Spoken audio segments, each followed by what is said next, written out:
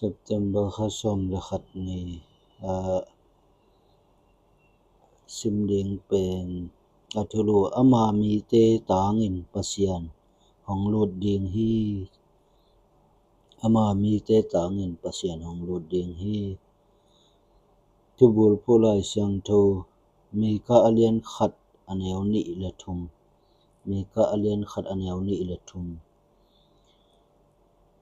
no mi nam khem pe te o hi thu za un leitunga ateng mi khem pe te o hi thu ngai un no te lang khada to pa pasianin te chi panga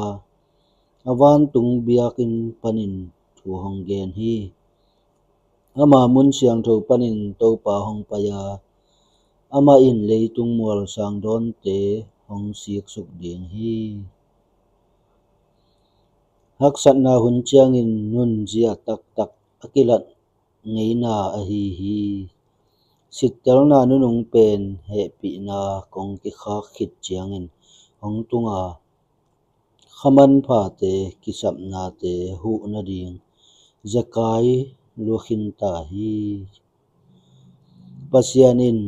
minam khem pe te hong sim hin ta hi eleitung tang thu kum zalom khem pe sunga siat na abol mi te hangin a he na khem pe pen a he na ni ading in ki khol phit pe thi pasian he pi na hai sunga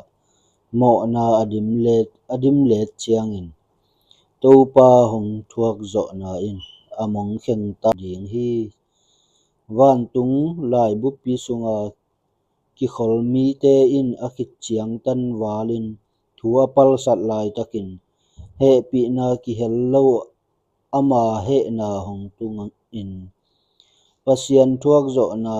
abeina in bang za in lian chi ki muding hi to bang hak sat hun pen minam khem pe in pasian thu kham anol hin hun chiang in hong tung ding hi mo na apun na hangin midik te in pasian ading in alung simu atho sakhun hong tung ding hi satan le migilo te ki pol na ki phat sak na pen pasian wang let na lo ngal bang ma dangin kham zo lo hi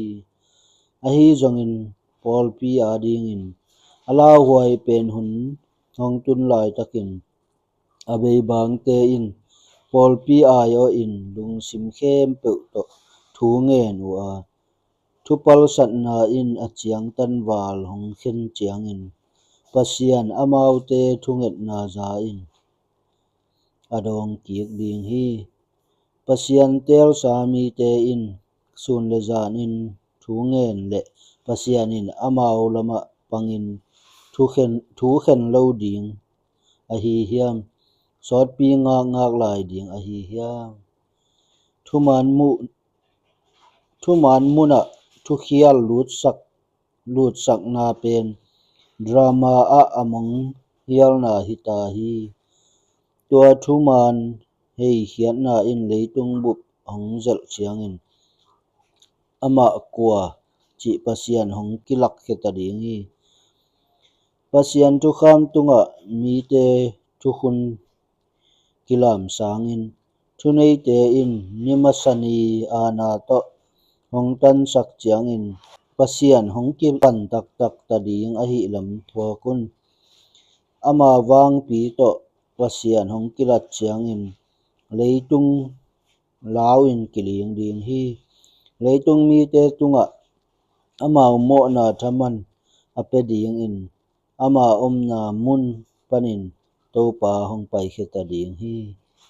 leitung in ama sisan hong lak khedinga ama tha khem pe im sim non lo ding hi